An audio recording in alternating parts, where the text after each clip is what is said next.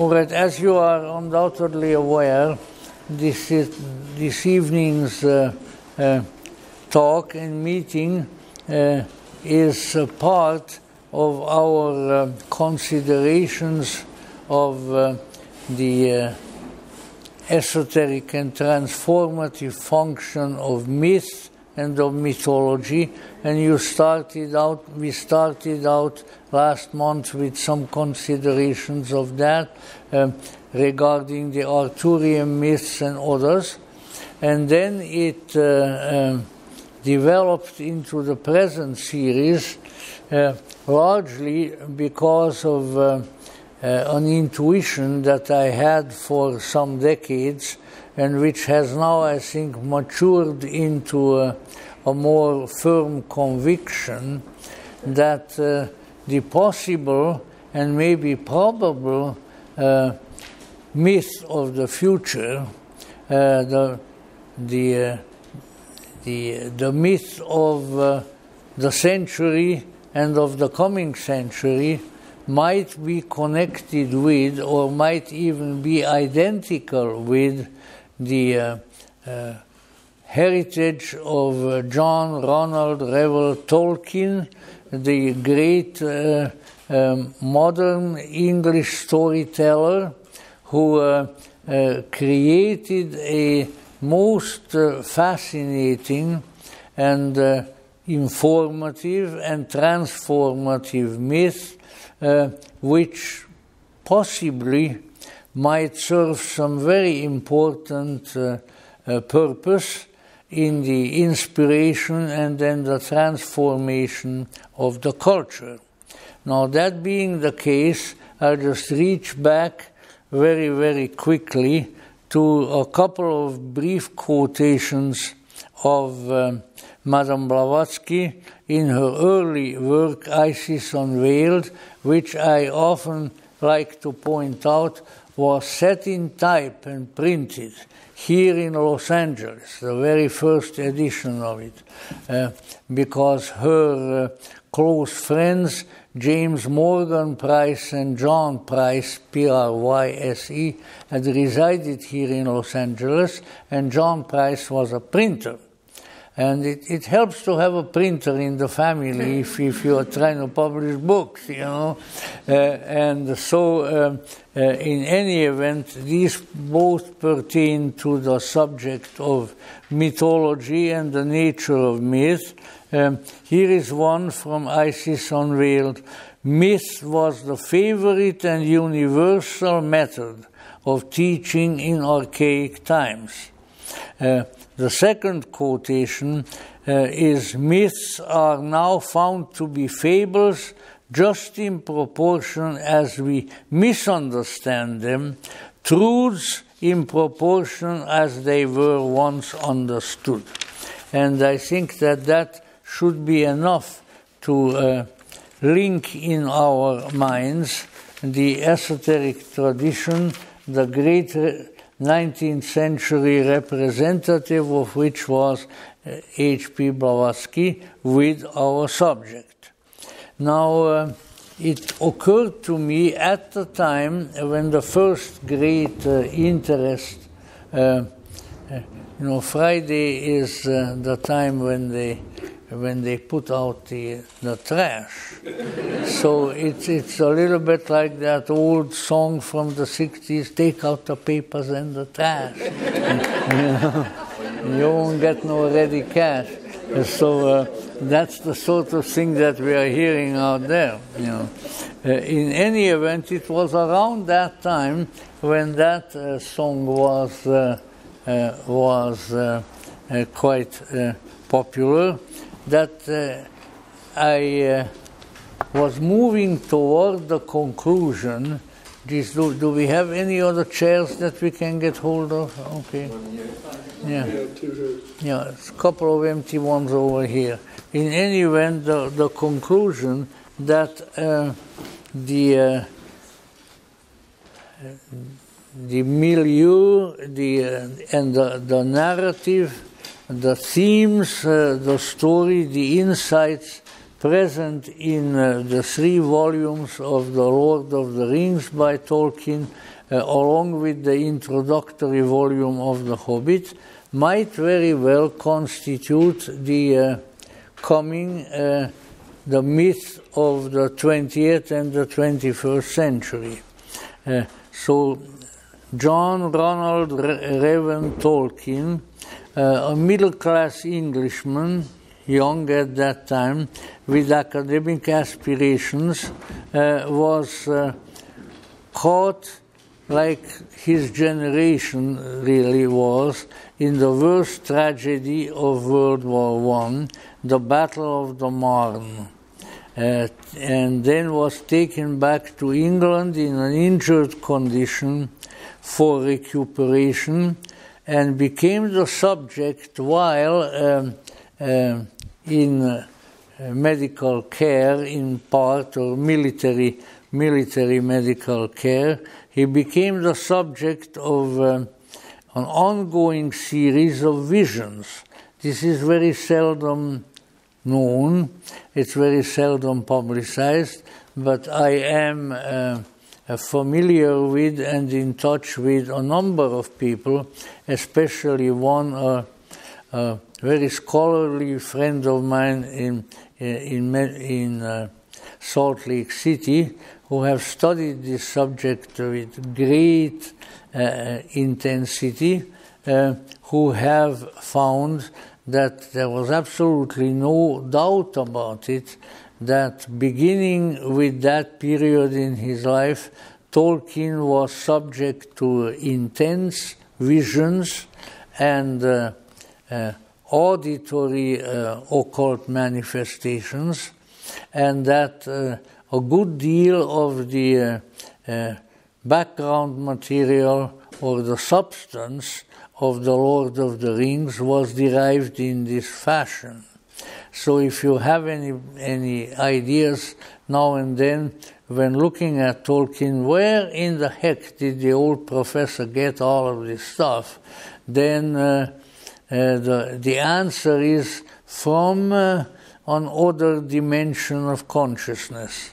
From whence really, when all is said and done, the overwhelming majority of the inspiring and transformative myths of all peoples, from Japan and India clear through Greece, Egypt and so forth, really had their origins.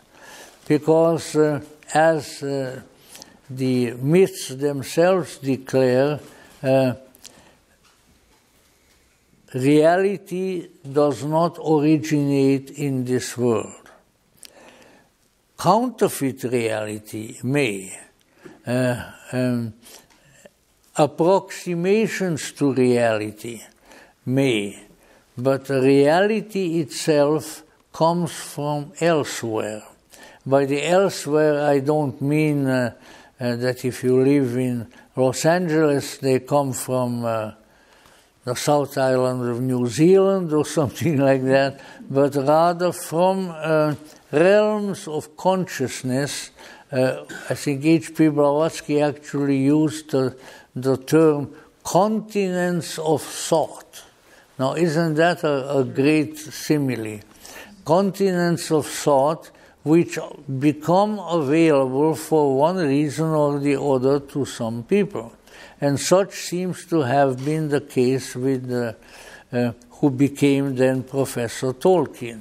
Tolkien was raised as a child in South Africa, as we mentioned before, and one of the curious little funny incidents that works into that is that he was raised in a small town in South Africa called Bloemfontein, an Afrikaans name, and in the course of meeting people, I ran into a lady, very beautiful actress actually, who also was raised in Bloemfontein.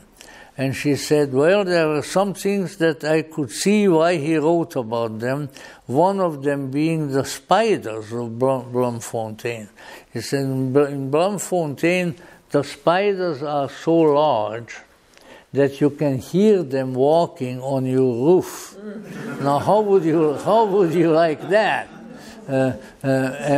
Probably the roofs are metal, like they are in Australia, so you can hear the steps on it, but the spiders, on the other hand, are huge. And the reason I often bring that up, because they may have acted as an inspiration for the several scenes regarding spiders, and none of them with a favorable view of the spiders, which are present in Tolkien's books. Now, he became an orphan. Both his father and his mother have died, and he was largely, most of his early life, raised and tutored by a Roman Catholic priest who fostered, it would seem, a very open and very wonderful spirituality in the young man. It's also important to remember that some of these revelations were of a linguistic nature. And they came to him in a language which is not one of our known languages, and which he called Kenya, and which is the language of, as he said, the language of the elves. And apparently the power was given to him to translate from that language into English, and that is how he wrote most of his books. Now, from these revelations, which came to him over a period of years, there came ultimately the creation of the 3 volumes of the Lord of the Rings, with the introductory volume of The Hobbit. Now, the myth has what a myth should have. It has a world image. It has a cosmology or cosmoconception, as Max Heindel might have called it, which is just an English translation of the German word Weltanschauung. But they have a universal image of reality, which includes many incidents in the creation and development and the further history of the world. That cosmology which is present in the Lord of the Rings concentrates in the 3 volumes of the Lord of the Rings. The myth has a cosmology which includes an anthropology, namely the history of humans. The cosmology or cosmoconception starts in the supreme transcosmic reality, with its emanations and aspects in all regions of reality. So when one studies the Lord of the Rings, and especially if one adds to it at least some study of the kind of encyclopedic volume which was published quite a few years after the Lord of the Rings, the Silmarillion, what one gains a very complete picture of, another world, another reality. And the helpful and inspiring factor is primarily that there is the constant presence in the Tolkienian corpus of a sort of mysterious and, to me at least, very stimulating transgressivity between the mysterious world from whence this myth originates and the product, the literary product itself. And so that I noticed fairly soon when reading The Lord of the Rings that again and again in the text, in the narrative, which is, of course, you know very well, it's a narrative with a lot of action, with a lot of actors that are being introduced, with a tremendous ongoing narrative, but somehow there is always a curious, mysterious factor, and perhaps some of you have noticed that already, and that mysterious factor is that there is a greater dimension, a more transcendental and wider dimension of reality, which sort of comes through.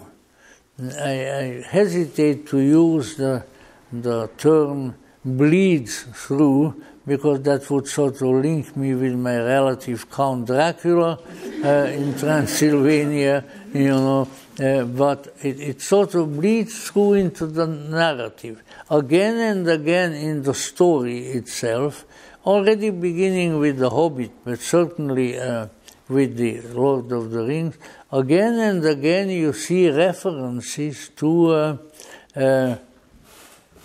much vaster contours of the myth, of the story, the prehistory and thereafter, so that there are constant references to a reality which is not really in the story, but which is sort of hovering above or behind the story, and out of which the narrative of the Lord of the Rings sort of comes forth step by step. And this I found very stimulating and very interesting, primarily because I became convinced after about the first volume that somebody was writing this who knew what he was writing about. It was, people say, oh, fantasy. Well, if you want to use that term, you can, but there was an author here who had, it would seem, constant access to another dimension of reality, some of which points to the distant past, some of which points to the present, some of which also powerfully indicates the future, but all of which comes together and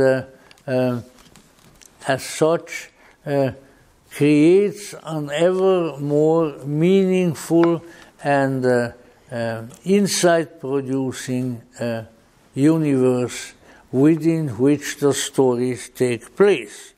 And this, of course, intrigued me right from the beginning. I said, well, what is the background? Where is the greater myth? And we were all sort of sitting on pins and needles for years for the Silmarillion, which is an encyclopedic work of the content of the Lord of the Rings, to be published, and that we there would acquire the necessary information. But at the same time, I do feel that you don't have to read the Silmarillion in order to get the kind of inspiration, the kind of insight that the Lord of the Rings brings. So now, all I can do really this evening is to take various important portions of the great myth that appears in the Lord of the Rings, and by explaining them briefly and pinpointing them one after the other, we may gain a more complete entry into this strange reality.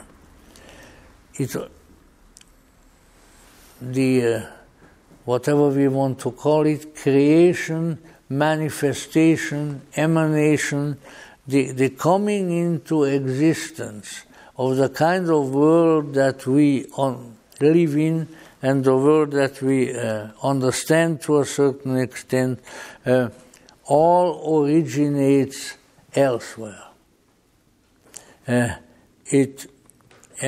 Ultimately it originates with a unitary reality, which is not, however, the monotheistic God. And here I might insert another little remark, that unlike other writers, and writers of fantasy for that matter, and good ones like C.S. Lewis, Tolkien never propagandized his own religious views. There isn't a line that would link the mythos of the Lord of the Rings with Roman Catholicism, which was Tolkien's faith. He beginning in childhood, he served the Mass as an altar boy every day when he was able to. And his son, one of his sons, became a Jesuit father and said the Requiem Eucharist upon Tolkien's death in Oxford, in the chapel in Oxford, with some American academic friends of mine who were there happened to find themselves in England at the time and rushed to Oxford, described it to me, was an occasion worthy of the one whom it was commemorating and celebrating. All the Oxford dons in their scarlet robes with ermine, big, beautiful Eucharist, choir, everything under the sun. That is how the old hobbit was sent to his true home. In any event, how did everything come to be? How did our so-called reality wherein we live come into manifestation? Well, everything has an ultimate source, says the Lord of the Rings. It says it in story form and woven into various narratives throughout the three books, but certainly says it very clearly in the Silmarillion. There is an ultimate reality to which he gave the name the One.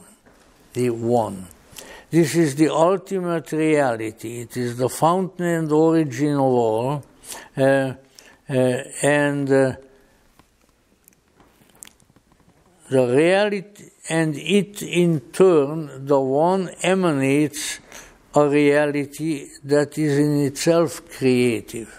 So it's not the kind of view of creation that you find in conventional monotheistic religiosity, because it is not one creator who creates everything, but a creator. From a creator there emanate other creators, and yet from them other creators, until there is a vast panorama of creative powers, all of which are of great interest and beautiful and inspiring. So the ultimate creative reality from which other realities are derived come forth. Their names are many, and their functions are also many. An important principle in all of this is what we might call the transgressivity of reality or of realities. Now, what do I mean with that? What I mean with it is that that which comes from the real carries reality itself. And therefore all the descendants in vast hierarchical order of the ultimate reality carry a portion of that ultimate reality within them. And that is what makes them active and interesting and creative and all of these various qualities. So this is very important because the implications of such a worldview, of such a Weltanschauung, as we call it in German, the implications of such a worldview are that we and other beings about us, including even plants and animals, although perhaps to a lesser degree, we all carry an aspect, a portion of the ultimate reality within us. In other words, we are not mere creatura, as we call it in Latin. We are not just living, walking things that have been made and that now toddle around. But we come from a great and holy and powerful and wise place, if we can use that term. It's a very inadequate term. And as such, we carry within us the a seed of the ultimate reality, and by way of carrying this, we have various connections. Our connections with the ultimate one has never ceased, although it also exists in a graded fashion with many other celestial beings. So these cosmic beings, who are, among other things, what we would call in Greek and in Latin cosmocratores, creators of cosmos, makers of orderly realities. Their creative intent and substance is present in their creations. For instance, one frequently mentioned and greatly revered by a particular group of beings whom Tolkien called the elves is one whom I mentioned last time. I even croaked out a little melody of the invocation to her is Elelet, the Lady Clear, who is one of the Valar. The Valar are the great creative powers who came from the One, and they could be likened, if you want to have a simile, they could be likened to archangels, they could be likened to various creative beings. Anyway, one particular Valar, who is a feminine Valar, who at the same time had the task at the time of the formation of the universe to hang up the stars in the heavens. And so she is the creator of the stars, the Lady Clear.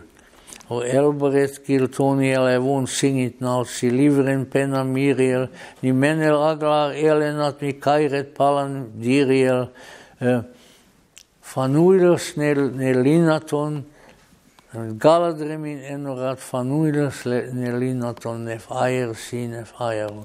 It's her, those who are aware of her, who are primarily the strange sort of angelic race. The term race is used without any connotations that are now attached to it. These are the the elves who remember this celestial lady who has a great deal in common with the Virgin Mary, and often when I was reciting her verse, I had various Marianic pictures in front of me, and probably, because of my background. And so these are the cosmocratores, the makers of worlds, including Elbereth, the Lady Clear, who hung up the stars, so that they might give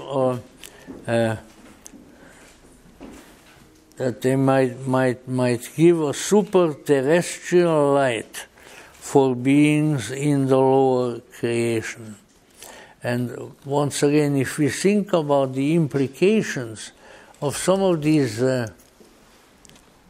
mythologems that are just appear and are there, and you can think about them, but then we can realize that the light, the enlightenment, the guidance, whether astrologically or simply by way of the celestial light, is manifest there as coming ultimately from the source of the One, but at the same time being administered by great mysterious beings.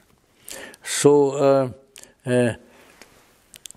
also makers of orderly reality. So their creative intent and substance is present in their creations. And thus Elbereth, the Lady Clear, who hangs up the stars so that they might give a super terrestrial light for beings in the lower creation. There are several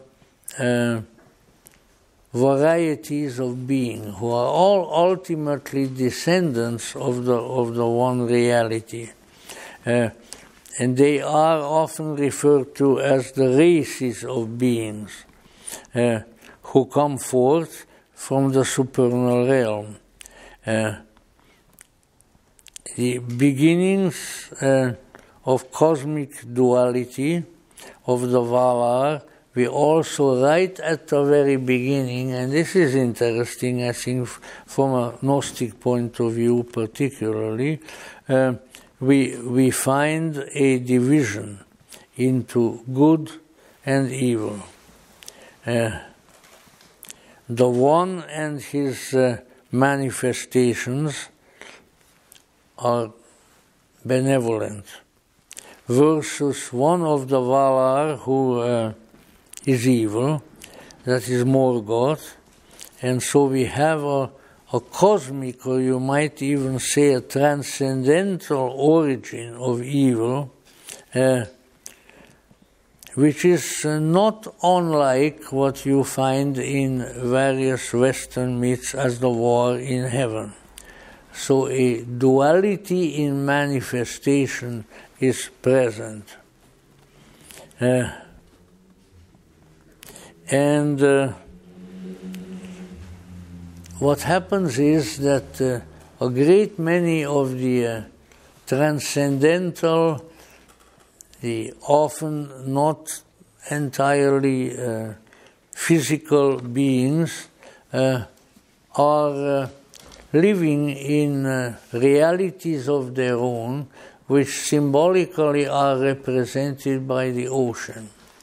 So the ocean is sort of the creative matrix from whence everything has come, and in the ocean are various islands, and these islands in turn are inhabited by supernatural beings. So distant regions of the ocean are sort of the mysterious reality toward which the folk in our reality, which is called Middle Earth, always look forward. So there is a transgressivity between realities. The mysterious real beings who are in these mystical islands have contact with others, and they in turn over a period of time have sent their offspring, their relatives, to a strange reality which is referred to as Middle Earth, and which is our nature involved realm here, and there is as I mentioned, there is a transgressivity between these realities. They are not closed off from each other, and many of the developments that have taken place in earlier history and that have brought great and important developments into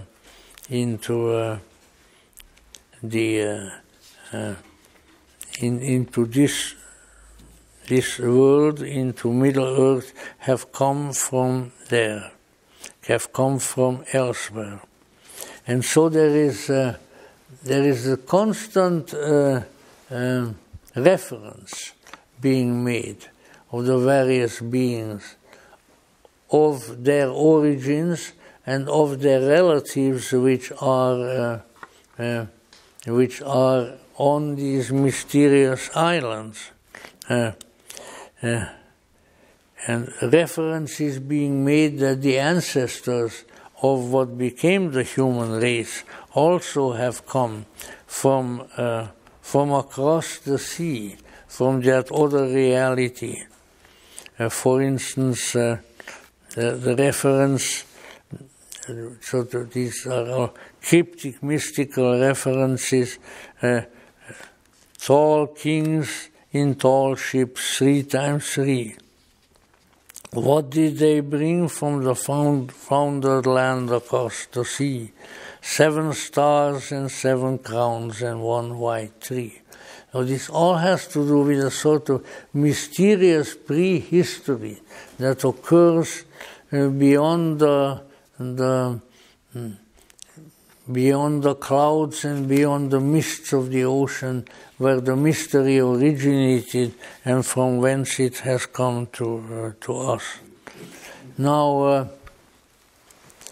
let me try to pull some of this together.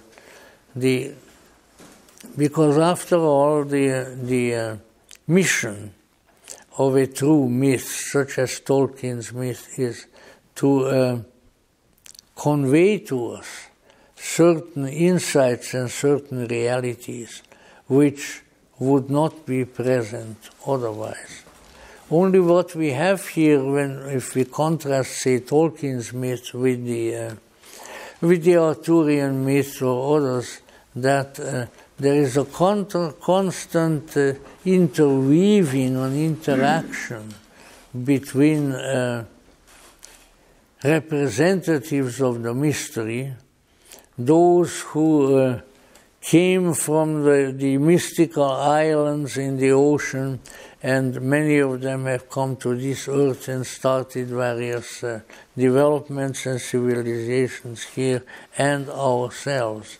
So when one continues to read The Lord of the Rings and is involved with these matters, one comes to the conclusion that we are all part of a strange, unobstructed reality. And there are many different beings in that reality. For instance, one of the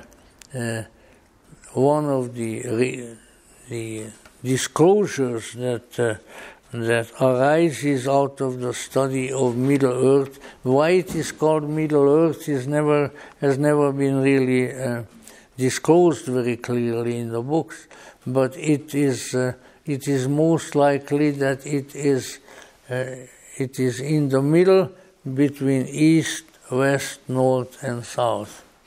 And it represents the kind of world that we live in, but on it there is a constant interaction between the mystery and other beings. For instance, there is a recognition given to what we might sort of call psychological types of beings that are in our Middle Earth. And they correspond to some extent to what the Gnostics and their associates called Heletics, those of earth, psychics, those of soul, and the pneumatics, who are the elves. And they also correspond to earth, air, we might spirit, and then there are, of course, weird and unpleasant beings, such as orcs, which have been brought into existence, into work by the evil power. Now, the manifestation of the narrative concentrates mainly in a region called Middle Earth, and this is where humans, Tolkien calls them men, live, but in a somewhat subordinate role.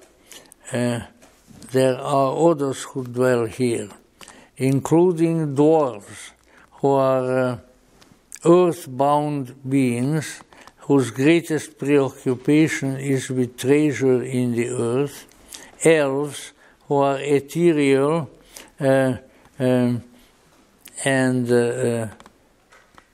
who might be airy beings, humans in between them, and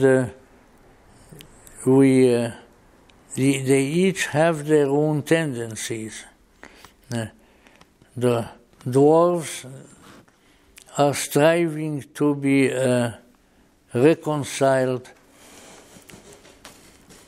in terms of their own nature and of what they find in earth. The elves, who, as I said, are like angelic beings, are primarily concerned with their connection with elfin home across the ocean, and who are longing most of the time for their return to their original habitat, and humans who are in between all of these and who have their own particular problem. And I mentioned that before, and I will again at this point, that the problem of the humans in Middle Earth is that they have lost their connection with transcendence.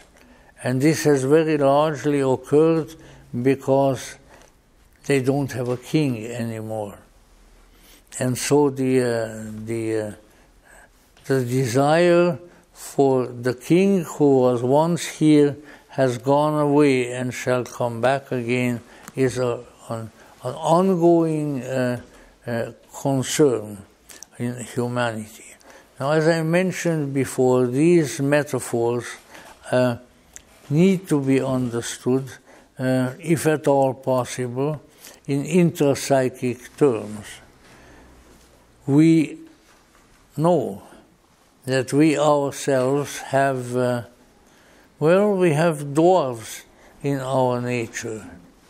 And you know where you can be found? I think the big dwarves are found in Silicon Valley. You know, the Silicon Valley dwarves. What I mean, of course, is that the desire for earthly things and for earthly treasure, for enrichment, for the gold that glitters in the earth, is, which is attributed to the dwarves in Tolkien's book, is of course something that we also have within ourselves. And so I would venture a suggestion that we largely live now in our civilizations here in a world that is run by dwarves, because all we want is material things, and the awareness of something else beyond is only a very dim awareness that very seldom appears. So similarly, when we apply the issue of the king who was once there, and then the royal line died out, the North Kingdom and the South Kingdom, the once and future king, which of course occurs in the Arthurian myth and many other places, has to do with our human condition. We have had in our lives and in our souls at one time, we have had a transcendental center. We have had a divine king residing on his throne within us. And somehow in the course of history, this has ceased. And we are without that kind of transcendental heavenly guidance, without a guiding principle of transcendental royalty that could show us the various ways in which to be and how to move toward greater and better things. And therefore, what the humans are struggling with is their desire to their desire for the return of the king, who is no longer there. In fact, in what is really volume 2, I think we have the prophecy, which in many ways governs really the entire story of the Lord of the Rings. This is the prophecy. All that is gold does not glitter. Not all those who wander are lost. The old that is strong does not wither. Deep roots are not reached by the frost. From the ashes of fire shall be woken. A light from the shadows shall spring. Renewed shall be blade that was broken, the crownless again shall be king.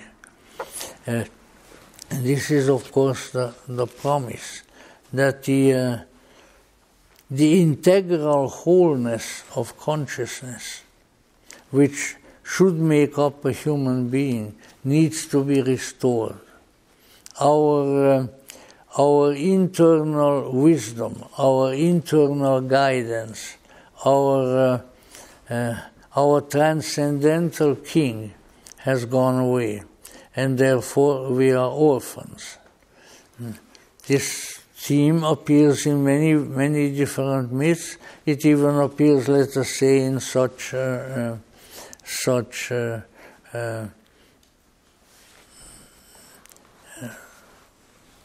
poetry and song about sometimes I feel like a motherless child. There is something missing. What is missing is the interior king, the Lord of wisdom, the Lord of truth, the indwelling Christ, as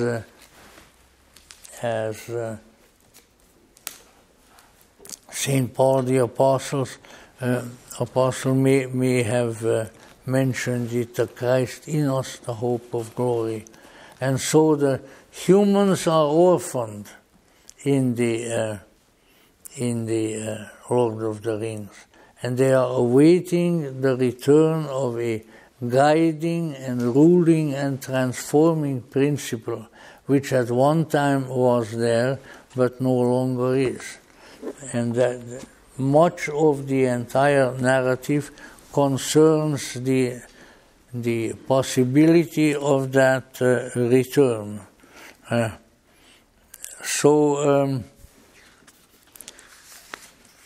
At the same time, there is developing a great and terrifying conflict, and that is that the emissary, the manifestation in our reality of the ultimate evil, a being by the name of Sauron the Great, has come to Earth and is trying to take over there.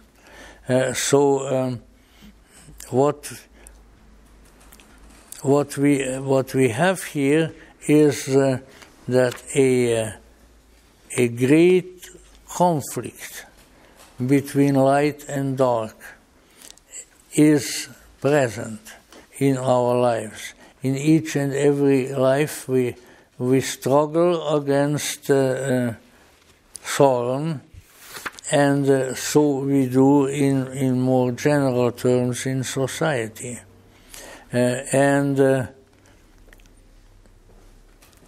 We fight, as St. Paul says, not against flesh and blood, but spiritual wickedness in high places.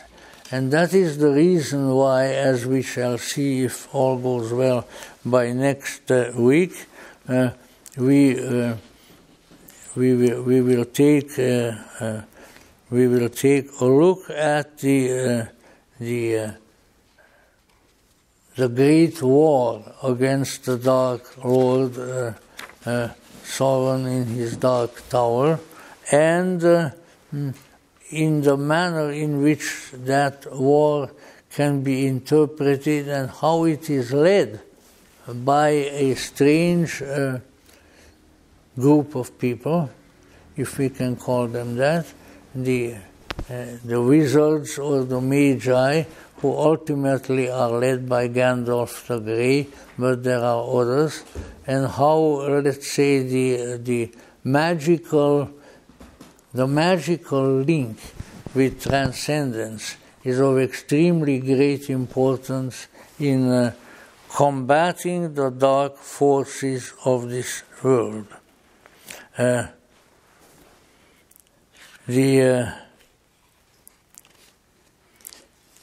Interestingly enough,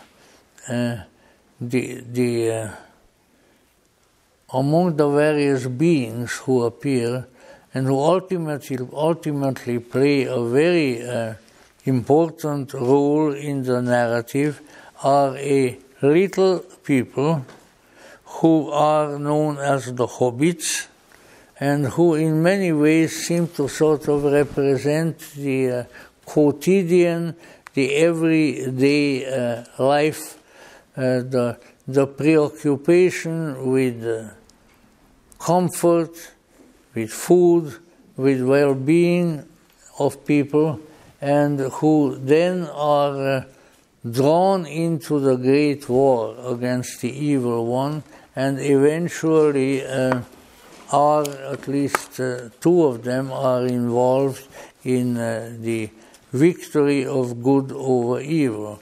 In that respect, it's important to remember that after all, the books that we are dealing with are also called the Lord of the Rings. And here the mythology is that there were created in the early history several rings of power, and that one of these is apparently of very great, of paramount importance, and it is the object of the desire of the Dark Lord. I am I will not tell you largely because I don't know myself, and what I don't know I won't tell you, that there is no one-by-one equation as to what this ring of power is. But there is a very powerful magical object described in the Lord of the Rings, which would allow someone who owns it to obtain great power over the world and over various people. And that is the supreme ring of power which Sauron, the Dark Lord, desires. Now here we may come a little bit closer to the kind of interpretation which you probably expect and which is very difficult to give. Yet, let me see what I can come up with. There is a possibility in this world for people to begin to concentrate power of the psyche, power of the mind, power of life, and that when this concentration occurs, it is expected, at least by some, in this case by Sauron the Great, that those who have this power will be able to dominate Middle-earth and thereby dominate all the various beings who are there. It would seem that now, as we come toward the middle of the three books, we are moving into a realm of recognition that may have some great relevance to us in our collective and individual lives. And it is this, that when the power of the stars, the power of the cosmos, in various ways becomes concentrated in one particular place, and when that place in turn is taken over by unsavory forces, then the world is going to be in very bad shape. And I think we have already seen some of that. People always, I mean, I don't do it that often, people ask me, what is the one ring? The ring of power. And there is no single answer for that. But on the whole, we might say that whenever the power of creation is arrogated by an individual force and by certain people who want to amass a great deal of power themselves, then you have the Dark Tower, you have the the Tower of Barad-dûr where this dwells, and it can then, in due course of time, take over. So what are we dealing with here?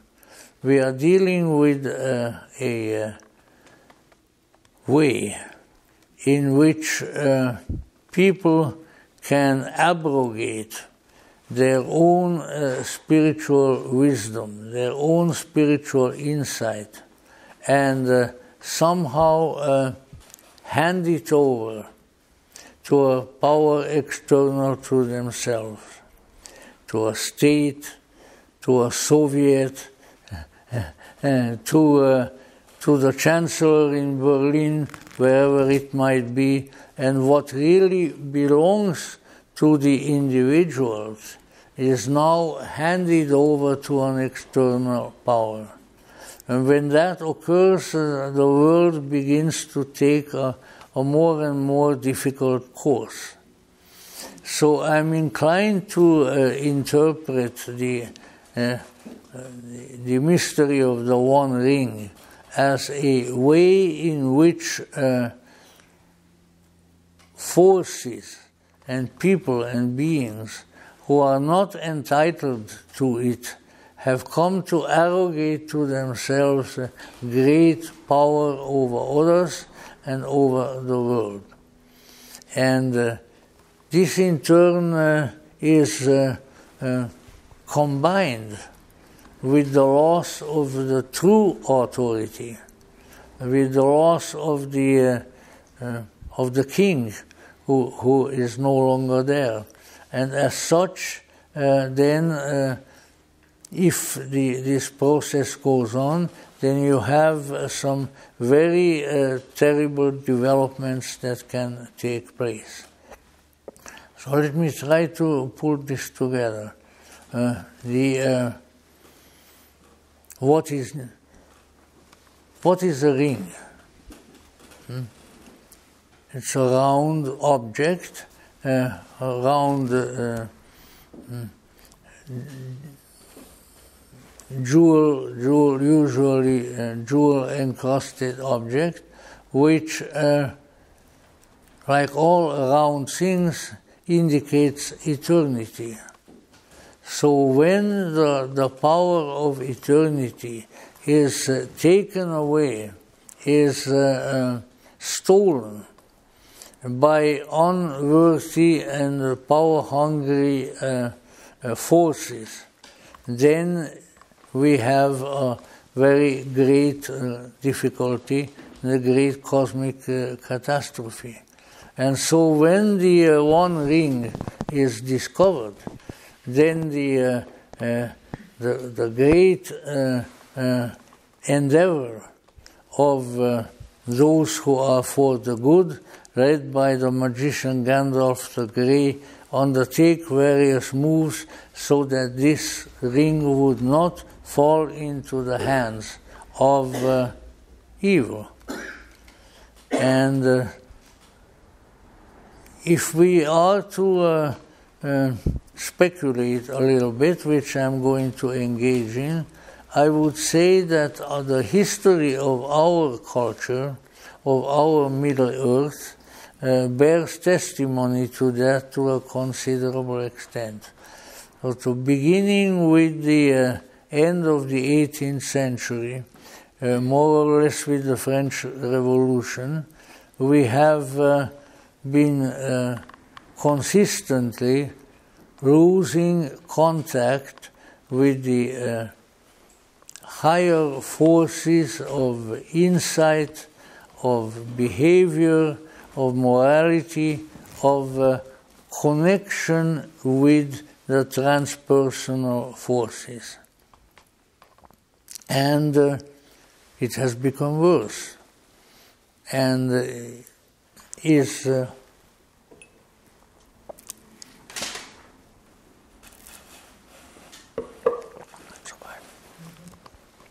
I would say that we find ourselves collectively as a civilization right now at a time that is the equivalent of the Dark Lord in the Lord of the Rings recapturing the ring.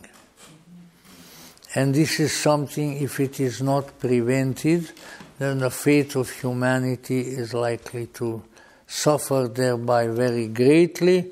The spiritual forces will be more and more driven back until they have to leave Middle Earth and they go back to their own place. And this is a serious matter. So what happens is that the representatives of the magical power of the transcendental worlds as represented by Gandalf come into action and try to prevent that from happening. And what is it really that we are dealing with here? It's rather evident to me that the how should we put it?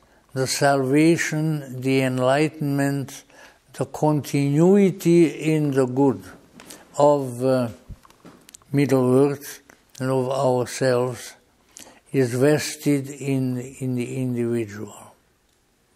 And when that emphasis and that presence is weakened, then we have the entry of forces which are very, very dangerous and which will redound very much to the evil in the world and the destruction of humanity.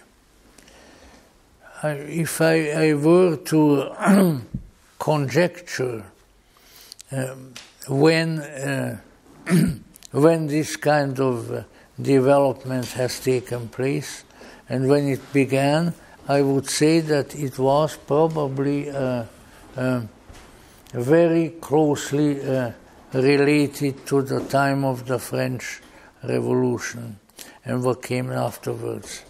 And ever since then, I would say that the dark hand of Barad-dûr has reached out more and more for the destruction and the oppression of Middle-earth, which we might consider ourselves to be, and that the time is more than ripe, that we need to be liberated from that, and that the supreme power of being able to do that to us and others be taken away from that dark power. Look, when the ring would fall into the hands, when the absolute power falls into the hands of darkness, then we have a very terrible and a very difficult future. It's difficult to express this, but let us say that something needs to be done that would prevent the forces of evil, the forces of destruction, the forces of killing, the forces that between the time of World War II and the subsequent period have annihilated at least, I would say at least 60 to 80 million people in order to advance their own dictatorial power, and that this needs to be prevented. And I think that Tolkien had foreseen that in time, but that it also appears in the myth. And of course the myth of the Lord of the Rings indicates that who can prevent the terrible takeover of creation, the takeover of Middle-earth by an always oppressive and evil power? Only those who are pure of heart and who are able to rise to the kind of insight and discovery whereby this kind of collective horror is prevented. And we are at a crucial period where this decision is before us.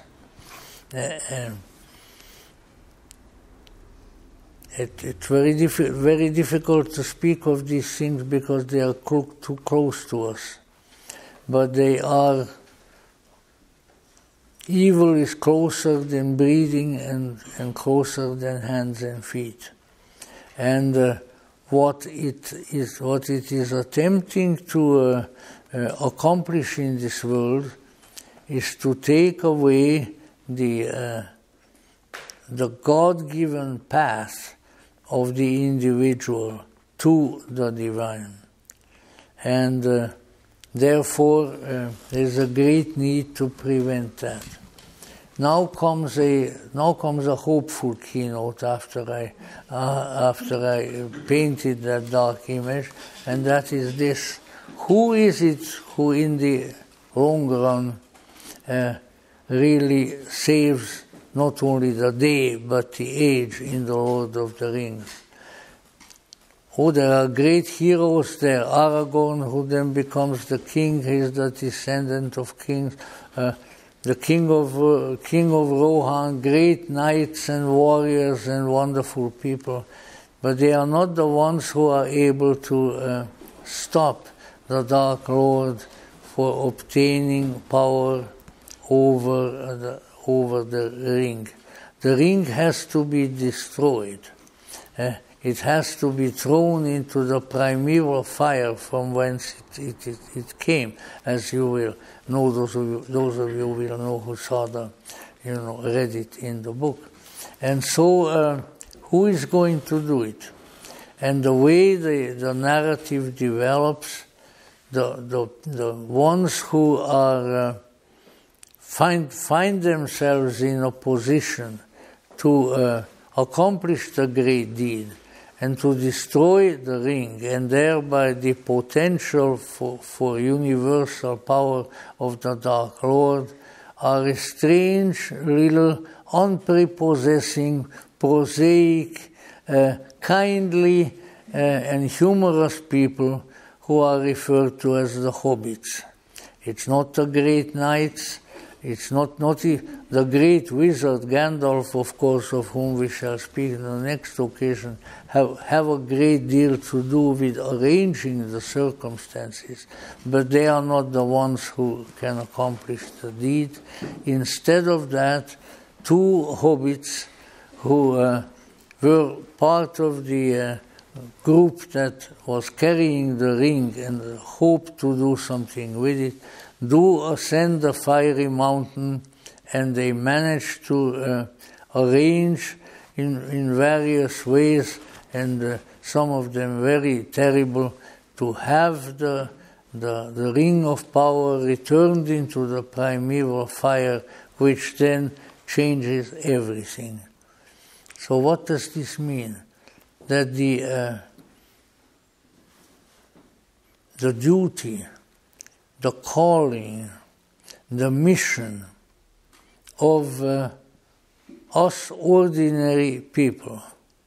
We don't have to be great magicians, we don't have to be the sons of kings, but we have to be little people of good will, who know how to listen to the voice of wisdom as they have. And as the consequence of that, with a terrible sacrifice and terrible suffering that they go through, they manage to have the ring fall into the primeval fire and thereby take the foundation of the rule of the Dark Lord away. So, we all are, it would seem to me, of the company of the ring. We have been called to do our own part, to do something, like those two hobbits and their associates were, and we have received the commission to somehow frustrate the design of very deleterious powers which are here in the world and which, especially over the last century, have grown stronger and stronger. And they have their allies and they have their minions. You know, the orcs, who are creatures of the Dark Lord, are here. The evil always finds its servants that will do its biddings. But fortunately, all of them will not prevail if there are little ordinary people like ourselves who have the right intention and the right direction, and who know that of the ultimate power cannot and should not be ceded to questionable forces which in turn have their seat in the dark tower of Barad-dûr.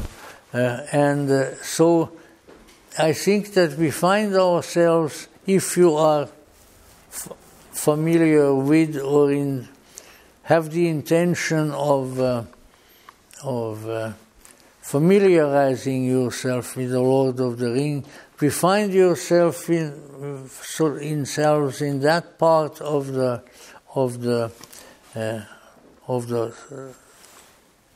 of the Rings, of the third volume, where it's become critical.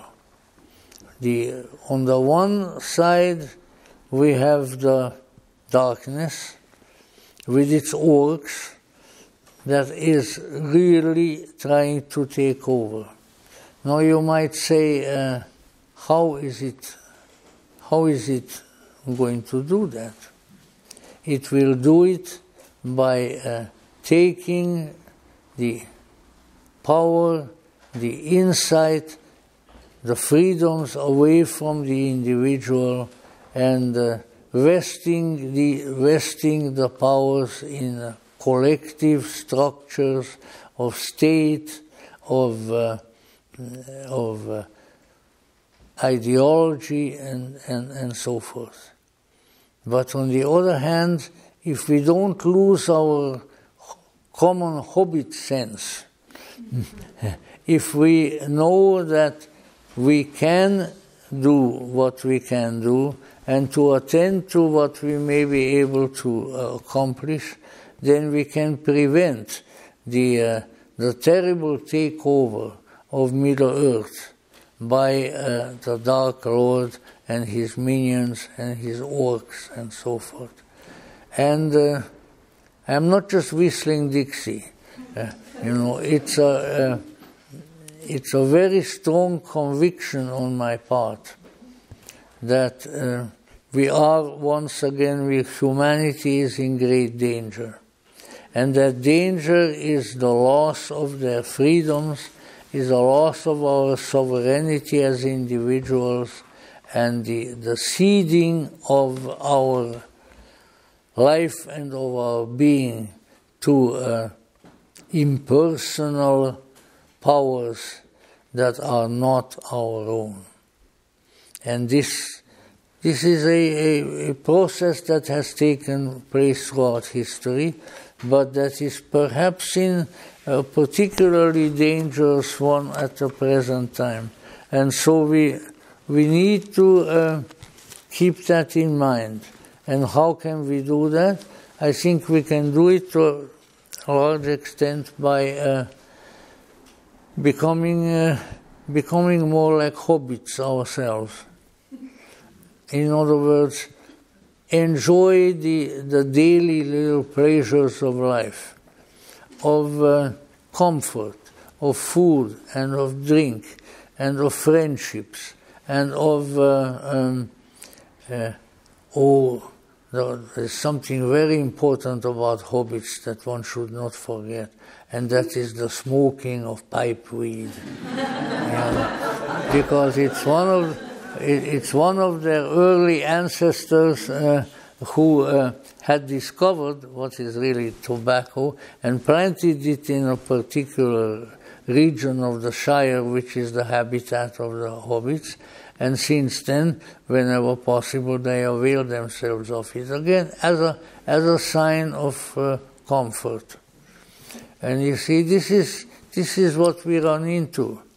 We don't take the orcish excuses of the servants of the Dark Lord at face value and follow them, because they would take away from us all the signs of our individual comfort, our individual sovereignty, our kindness and friendship with each other, so that they might harness and harvest all that is left over. As I said before, don't forget, these are not, again, I'm not whistling Dixie, at least 40 million people have been killed in China alone by Mao Zedong and his orcs.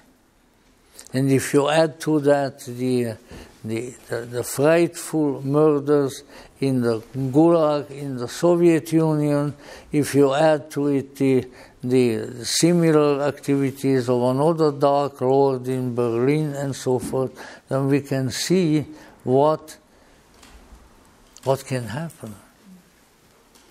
Because to extinguish the human freedom means to kill the human being.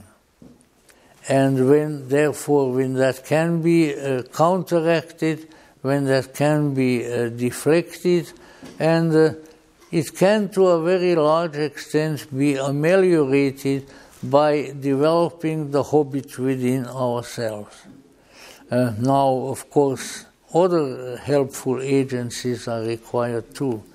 But the freedom to be ourselves, the freedom to exercise our little sovereignty in our own little shire, create our own little shire where we are, and not be subservient to those who, I'm now more largely talking to people who have read the books, for those subservient to those who are outside of the hedges and ready to come in, with riding the wolves and destroying everything. So, I am not usually, many of you know me pretty well, I am not usually someone who enjoys scaring people. Not unless it be with the aid of Dracula or something like that. But we are in great danger of losing the freedom of our souls. We are always in such danger, but there are some times when it may be greater than others. And that is why the freedom, the comfort, the kindliness, the good humor of the hobbit is something to cultivate within ourselves. Now, of course, they couldn't have done it by themselves. And there was certainly, I think, one of the commentaries, and I have exegetical literature on Tolkien that fills shelves that people have written about the books. And somebody had said that the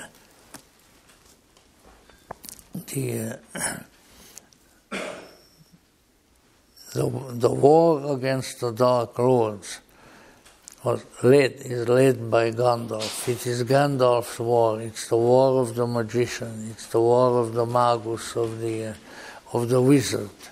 And so the wizardry has to be there, and that's a link with another kind of reality. But the ultimate recognition is that we, the little hobbits, and the hobbits, you know, are interesting people, even physically speaking. They don't wear any shoes, because they have thick leather soles and hairy feet. Now, I don't know if I can advocate that actually to people, but let us say it also indicates that they have the capacity to walk on the face of the earth without being harmed thereby. And so, you know, what you really have in Tolkien is the eternal story. There is something good. There is a great potential. There is something wonderful. There is something very, very promising that is here in this world. And I say that as a Gnostic. But it has to be defended. It has to be cultivated. It has to be utilized in a manner that it will not be lost. And so we need to be aware of our individual and collective duty and welfare. Don't let external agencies, whatever they may be, governments, public agencies, political parties, this, that, and the other thing, take away your hobbit sense and your right and your duty to live in your own shire. Look, I try not to get too personal, even in these evenings, at the evening of my life. But let's say I can say without stretching the truth, I have seen this sort of thing happen. I have seen not only my family and my immediate associates, but peoples upon peoples who led normal human and normal hobbit lives, their life being taken away from them. And then there looms the concentration camp, there looms the terror of the orcs. Don't let it happen to us. It can be prevented, and it may be prevented when one is in touch with the finer and the sweeter and the more inspiring forces of life, such as the elves in The Lord of the Rings. When you just read the part where the party that is carrying the ring comes to Lothlorien, the land of the elves. There are these beautiful angelic beings among the perpetually flowering trees. You know, those places are also available. There is a lot of beauty, there is a lot of glory, there is a lot of kindness, there is a lot of love. But we have to find it. We have to get there. We have to avail ourselves of it. And by finding it, and even though we may be just somebody who lives on Beechwood Drive, how much more hobbit-like can you get than that? You know, we can prevent the great takeover by the darkness, which is there. And this is not, and you know, there are always those who, for one reason or the other, will not help us in that. We'll talk about them a little bit next time. Saruman the White, who starts as the chief of the White Council, who is a great wizard, and because of his own ambition and because of his desire to partake of part of the power that the Dark Lord is amassing, he becomes a traitor. We always have those kinds of forces about. But if we remain straightforward, if we remain honest, if we look out for that which is good, both within ourselves and in others, then we cannot go wrong. There are difficulties. Much of our land and of many other countries has turned into something like the desolation of smog in the book The Hobbit, has been burnt up by terrible people and by terrible forces, and we have to watch out that it doesn't happen to us.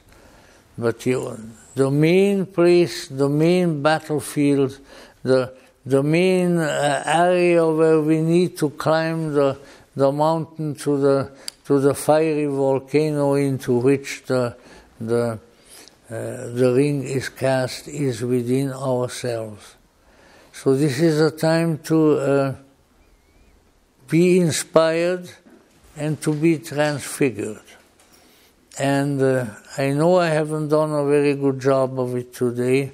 I'm not at the top of my form, but let us say I can convey to you the fact that resistance to evil is possible, and that we have within us the ability to do so.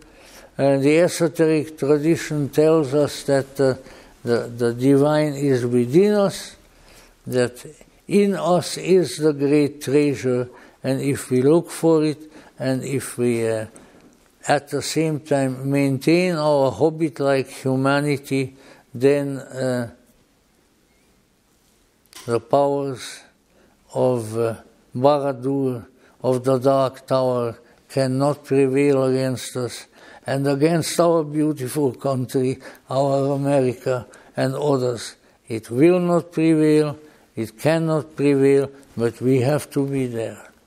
And that is why I think the Lord of the Rings brings to our attention not only that we are in danger, but that the items of how to save ourselves from that danger, the instrumentalities of redemption, the help, are here. But you know where we have to find it? We have to find it in our own nature, in our own hobbit nature, because only then will we be able to resist the dangers which are really here, and they are not just dreamt up, they are present. But we can defend ourselves, and we will defend ourselves, and we really live in a land which was meant to be like the Shire of the Hobbits. When I came here to the United States in 1952, 1953, people were like hobbits. They were peaceful, they were fun-loving, they were singing stupid songs, all this sort of thing, but they were there. It's important.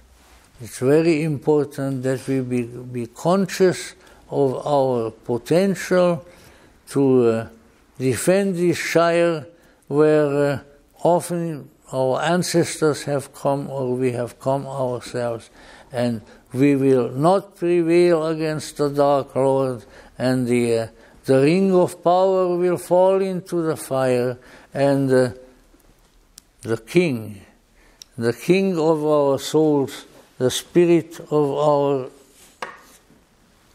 will come forth.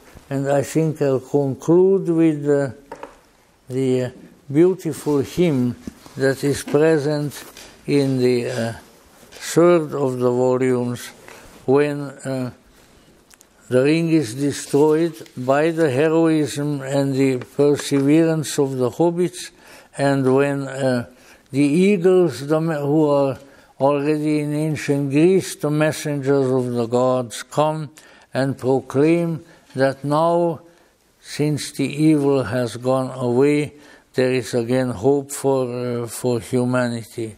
Sing, and here they were the coming of the eagles and the great hymn.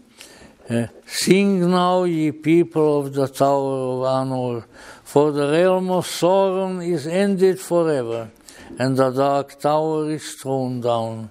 Sing and rejoice, ye people of the Tower of the God, for your watch hath not been in vain, and the black gate is broken, and your king has passed through, and he is victorious. Sing and be glad, all ye children of the West, for your king shall come again, and he shall dwell among you in all the days of your life. And the tree that was withered shall be renewed, and he shall plant it in the high places, and the city shall be blessed. Sing, all you people.